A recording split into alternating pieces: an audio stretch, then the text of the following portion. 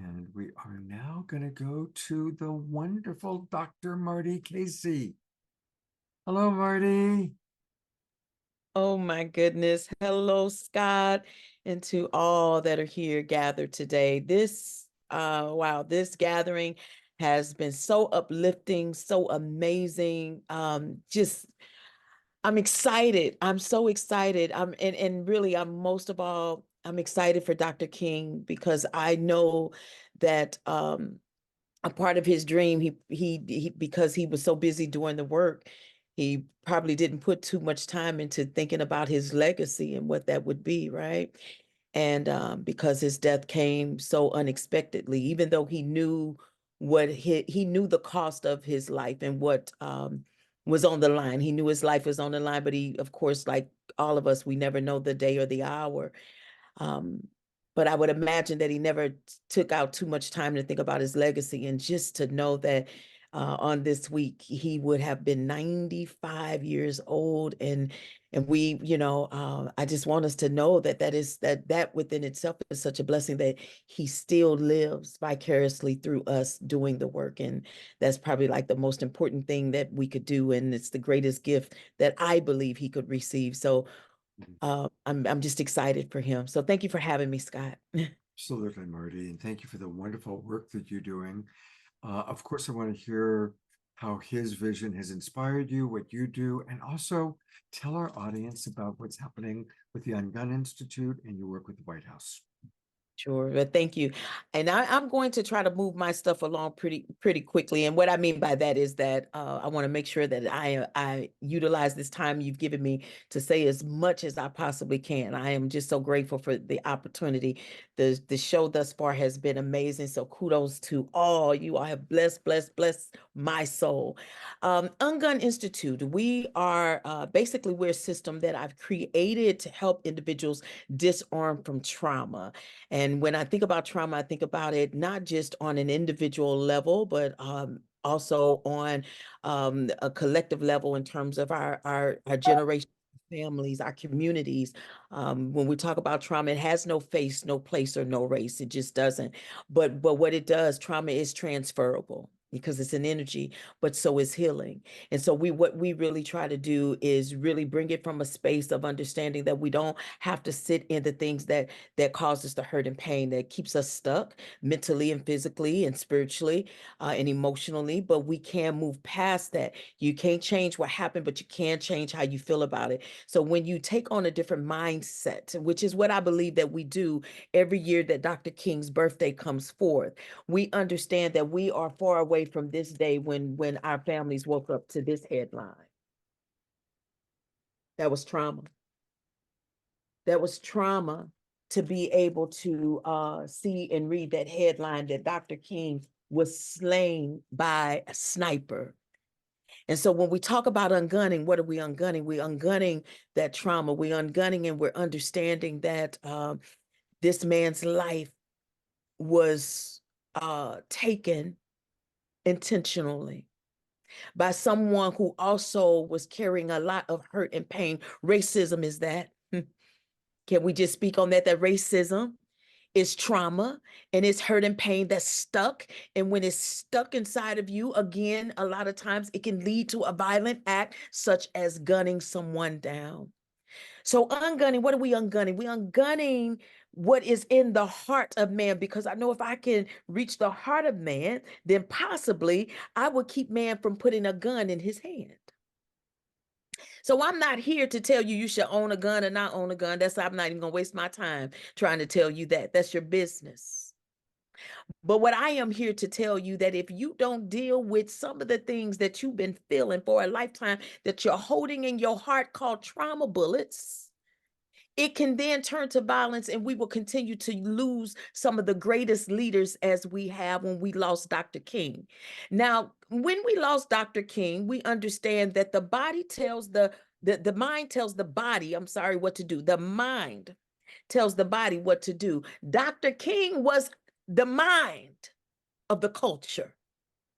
And so when his life was taken, the body scattered in its own way in its traumatic situations. We ran and we just didn't know how to recover from that.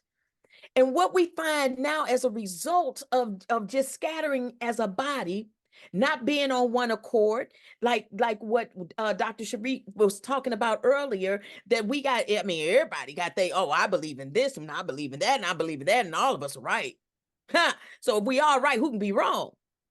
So the bottom line is, when the body scattered like this in their own beliefs, we lost that core leadership that Dr. King carried. So what I want to spend time today sharing with you, friends, is I want to talk about, because I just talked about this on Monday at one of the Dr. King celebrations here in my city, which is in St. Louis, Missouri. I want to share with you 10 core characteristics that Dr. King carried. Because if we can spread the good news, and as these leaders are asking for our vote coming up in this election year, presidential election year, and I happen to live in a city where we're coming up on the 10th year of post Ferguson, after Michael Brown was killed in the streets by a police officer. I want us to understand, in order to heal from these traumas that we continue to see every single day, that we're going to have to identify some core things that Dr. King did so well. The first one is that Dr. King had a strong belief in humanity. Now, I know today we like we said earlier, we gotta be inclusive of everything, you know, the animals, the water, the trees, and all of those things. But Dr. King, he had a core belief in humanity. Man is inside of that word. So he didn't say a specific man, a white man, a yellow man, a black man, or a brown man. He said humanity. We got to get back to that place.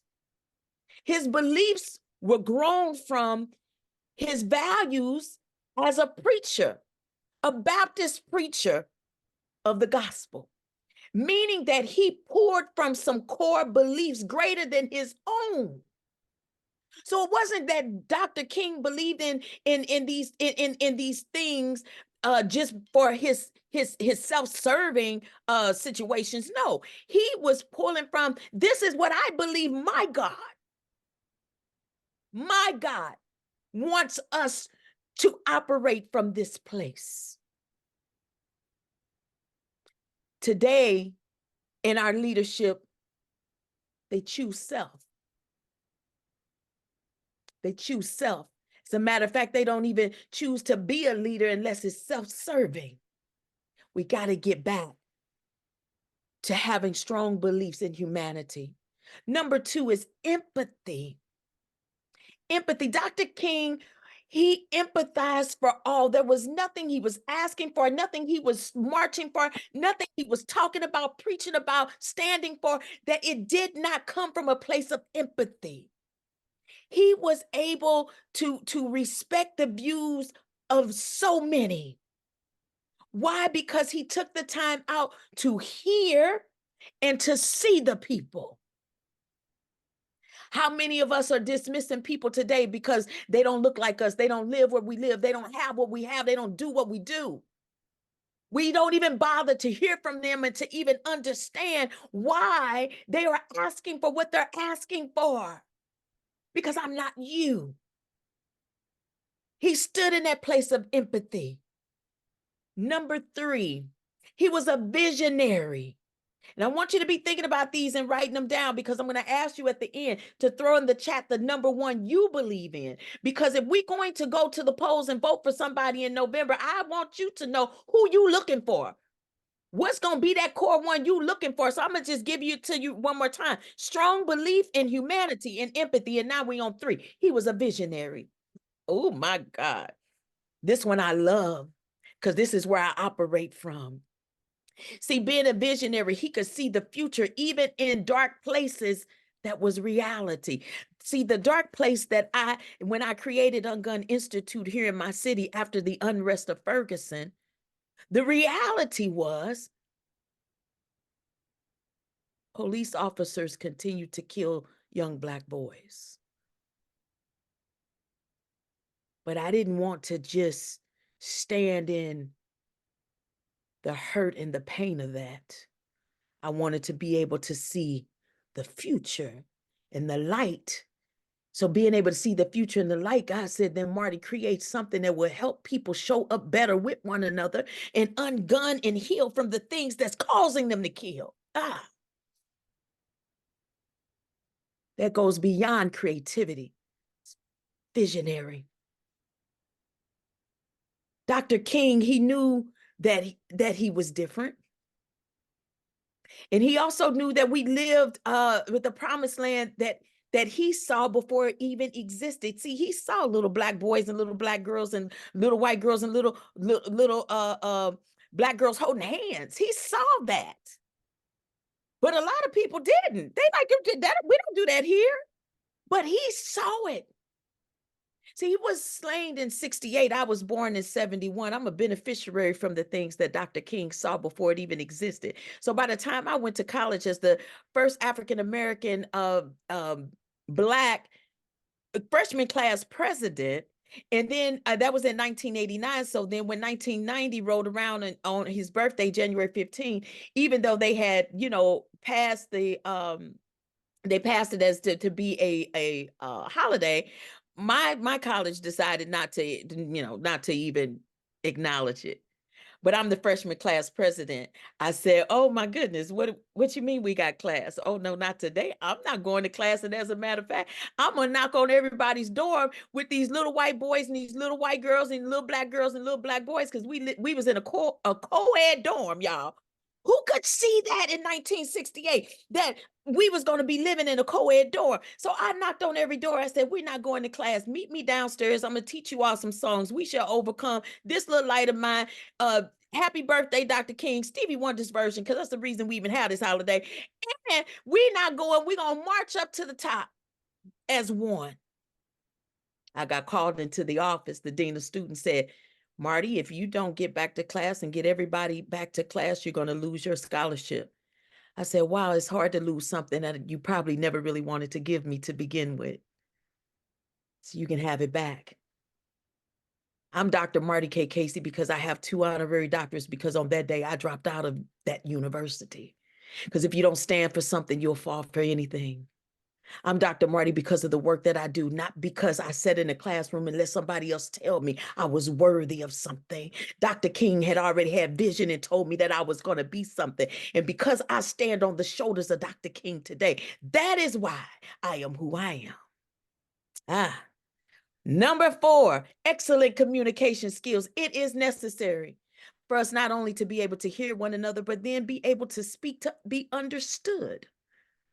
It's okay for you to believe in what you believe in, but what's not okay is when you feel that you can just talk down to me, talk over me, or don't allow me to talk at all. That's not fair. Dr. King had good communication skills, and he found the common ground in his firm beliefs in racial equality and civil rights and justice for all of, again, humanity. He was inclusive of all, not just the people he lived next door to, not the folks that he banked with, not just the people that he grew up with. He said all people. I remember that my great-grandmother, she was born in 1910. She lived to be 93. She didn't die until I was like 30-some years old. My great-grandmother used to, every single year when it's time for me to do a book report, you need to do it on Dr. King. I said, I did it last year. Do it again. You still got a whole lot to say. Dr. King stood for a lot of stuff. Do it on Dr. King. Every year, my great-grandmother encouraged me to write about Dr. King, and I'm so glad that she did, because when I think about how we're trying to remove history and remove the names of those who have preserved history, I'm so grateful for my great-grandmother. And to know that my great-grandmother lived to be 93 and Dr. King would have been 95, I could truly already see him still pouring into us today. Oh my God, what they took from us. See, that one bullet didn't just slay and take the life of one man. That bullet took the life of so many. That one bullet, that's why I do this work at Ungun Institute. Number 5, being emotionally stable. That's necessary, because when you have a headline come out like that, he was slain by a sniper, everybody want to go grab a gun and just start shooting anybody. But it's important for us to be emotionally stable, because we can't get work done by hurting people. Hurt people, hurt people. Healed people, heal people. I'm going to tell that to you again. Hurt people, hurt people. Nina, I hope you put this in a song and dedicate it to me, sweetheart. Hurt people, healed people, heal people. You understand, Nina? I love you. You are beautiful, sweetheart. Keep using your gifts. Dr. King would be so proud of you. Yeah. You understand that? What are you hurting from today, y'all? What are you hurting for? I keep going back to gallery because I want to see faces. I'm like, I feel. So I'm looking at you as you looking at me. And when I see you, I see me. I see me in you. I hope you see you in me. It is so important to understand for us to be emotionally stable. That is the reason that he lived by a non-violence approach, because he knew that there was no negotiations that could be done on the table anywhere, from a crack house to the White House. Nothing could be done if we was not emotionally stable to be able to hear and see and understand each other. And I don't know about you, but I can't understand somebody swinging on me. I don't know about you, but I can't understand somebody pulling a gun out on me. So that nonviolence approach didn't mean that he was a weak man. It meant that he was a smart man trying to understand and hear so many others. We're getting far, far away from that. Every time I hear about a war that started, well, you know what that tells me? Oh, here's somebody that's trying to be powerful, using their position to try to overtake other folks just to show who they are. One man gets to make the decision that will wipe out a whole nation and kill so many others because of their thinking. Oh, I wish I was alive and could have been marching with Dr. King. Y'all, I'm only 5'1", and I'm telling you, my knees would have been up in my chest marching so big. You understand?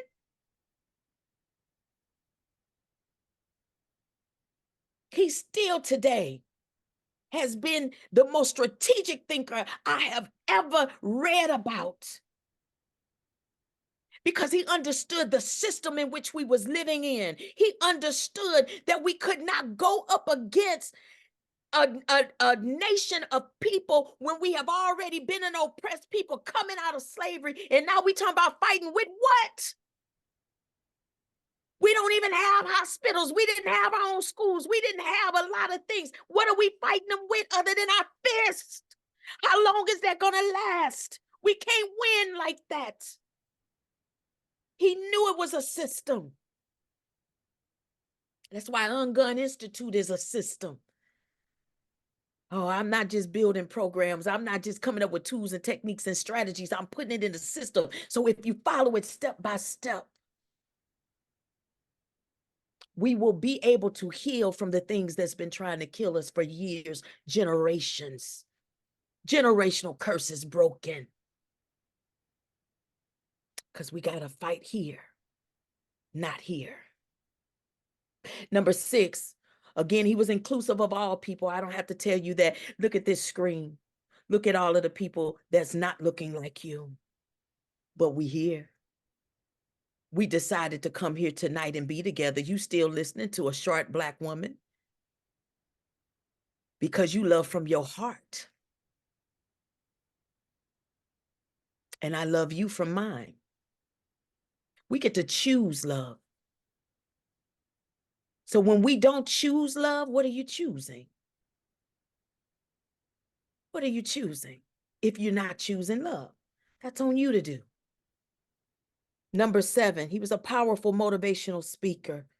That's the reason that we still today, we quote Dr. King's words. We live by them. We put them in songs. We talk about it. We draw from it. We do it all because Dr. King was, he understood that his words held so much power. What words do, they hold power. There is life or death in words. In Dr. King's words, he gave us so much life.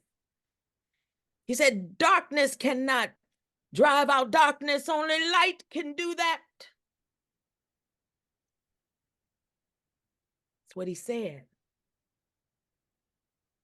When Dr. King spoke, we heard him. We believed him. Why? Because we seen him walk in those things. We seen him walk in it. Our leaders today, we hear them say things, but we never see it. We don't see them doing what they say. Those are the ones we got to get back into positions of power. Number 8, he was a conflict resolution creator. As a civil rights activist, Dr. King believed that when you are in conflict with your enemies, love and kindness is the best way to convert them. See, that's that strategic thinking again. When you in conflict with your enemies, I got a meeting on Monday, y'all, with some people trying to steal some of my intellectual property. I got to sit at the table with them. I got to think like Dr. King because I'm in conflict with my enemies. You don't get to steal from me because I am a smaller institution than you are. But I'm going to go in and lead with love and kindness. I'm going to compliment them on all of the opportunities that are before us and how we can come together to work together. I want to see how that can happen because I believe in who you are and what you are doing. I'm going to say it with a smile because that's the best way for me to convert them. Dr. King taught me that. Number 9, he was a team player and a delegator of tasks. We cannot do this work alone. I don't care who you are, what you're working on, you cannot do it alone. And it is so important for us now to start picking and choosing people to be on our team that don't just believe in what we are doing, but you need to have people on your team that's not going to just give you a yes. And they're not going to just say yes to be there to get what they need, and then they gone. You really need to be praying and asking for people to be walking side by side with you because they believe in the mission. That is exactly who Ralph Abernathy was to Dr. King, along with so many, including Congressman, I'm seeing him, he passed away. I got a chance to show him around when he came here to Ferguson. I'm seeing him out of Atlanta. Come on, somebody help me, out of Georgia. He walked with Dr. King on cell. John Lewis. John Lewis. I showed you that film. Yes, Christy, John Lewis, and I'll bring up a picture here later. But I got a chance. I just mentioned 10 years of Ferguson. John Lewis came because of what happened in Ferguson to show his film here at Washington University. Out of everybody they could have called to escort him, they called me. I didn't get a chance to march with Dr. King, but I got a chance to escort and walk with somebody who did march with Dr. King. Who went in the film when they showed the part where he got hit in the head. He fell on my shoulder and began to cry. Congressman John Lewis, it was trauma for him to see it. He relived it from the screen. If you think I don't move today by these encounters that I have had. So when we talk about how do we keep carrying Dr. King with us on a daily, you got to first respect what the man did. And look at what you're trying to do and what can you pull from it to continue to do.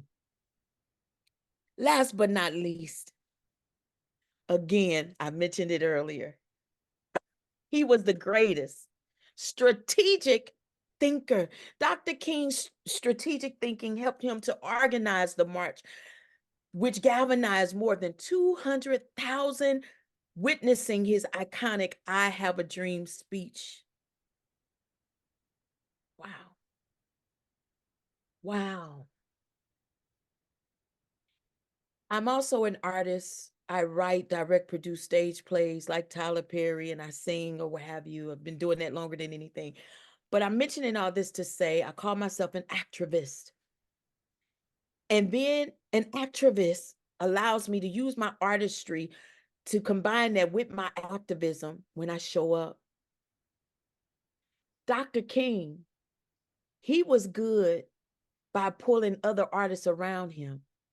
Mahalia Jackson, everywhere he went, he took Mahalia Jackson and she would sing and she would help to raise money in the churches. Because when she opened up her voice to sing, like Dr. Ivy's gonna do in a minute, they just start giving money, and that supported what Dr. King believed in. You all, we're gonna have to start financially supporting our missions by giving to others. The last thing that I want to say is the 4 principles that Ungun sit on is give, forgive, heal, and then live. You can't live until you activate the system with giving first. Give, forgive, heal, live. Dr. King gave his life for his mission, for us to be able to hold hands, come on this screen and gather together. And we have to forgive the offenses, including the man that shot him. We got to forgive him so we don't get stuck in that hurt and pain of history. We got to be able to move on. We shall never forget, but we can't keep staying where we are in the hurt and pain. And once we begin to heal, we will heal others around us. And then we'll start activating and being able to tap into that thing of peace on earth. And when we tap into peace on earth, we then will be living our best life. Scott, thank you so much for having me here tonight. Dr. Marty, I mean, you just rocked. What an evening. I mean, it's like each person has just shared so brilliantly with so much passion and so much wisdom. I'm going to go to gallery view for a moment, and let's just all give Dr. Marty twinkles and love. There's a lot of beautiful comments that have come in with people having tears based on what you're saying, Dr. Marty. Wow. And your Ungun Institute website's down. Oh, Yeah. well, I'm glad you told me. I sure did. I'm so busy doing the work, we forget these things. So let me check into that right away. I'm gonna go off screen If for a you can minute. get it back on before We on will the see what's going file. on here. You have to know that's not anything I handle, but I will be sending a message over to my IT team and see what's happening. But thank you for letting me know. But one thing I do want to do, since the chat is up, Yeah. out of those 10 things that was named, everyone, could you please put the number 1 that matters to you? You don't have, please, if you could just name one of the 10 things, because I would just be interested to know, with those who are gathered here, the percentage of what we believe is one of the top one or 2 or 3 things that we are all looking for in a good leader. Because one thing I know, we all want to be safe. We all really want to live our best life. And we all want to be successful. Those are things, but we if we don't start coming together on some of these core beliefs, we will continue to rob each other of those other higher things that we're looking for. So I would like to just see if we're where we are on this, and I'm gonna take a look at that chat. I'm And gonna go on the screen and call my IT person. But again, thank you all for having me tonight. This show has been a blessing. Even if I didn't get a chance to speak, Scott, I was already blessed by everyone who's had an opportunity to speak and sing before me. You all have truly blessed my soul. Continue your work. Dr. Marty, thank you so much. I love you very much. Look forward to seeing you again soon. I was blessed to be with Dr. Marty in Sedona at the Evolutionary Leaders Network last year. And thank you, Dr. Laura, for putting into the chat box the 10 attributes so people can review that. So yeah, everybody go through and pop in which one stood out for you. I'm going to read some of the ones that have already come in. Deborah Robin wrote visionary. Sharif also wrote vision. I wrote strategic thinking. Amy wrote compassion. Dr. Laura put all 10 in. Thank you. Leslie, conflict resolution. Eleanor Joy, emotionally stable. Carol, justice. Grace Denise, empathy and strategy. Carol, inclusive of all people. Karen wrote compassion. Jerry Anderson, visionary, strong communication. Roger, integrity and grace and honesty. Iona, empathy. Susan, you can't do it alone. Susan Bloomquist, we have multiple Susans here. Love and kindness leading to success. And from Ian, choose love. So thank you very, very much for all, and everybody's still coming up. I can't keep up with all of them, but thank you again, Dr. Marty.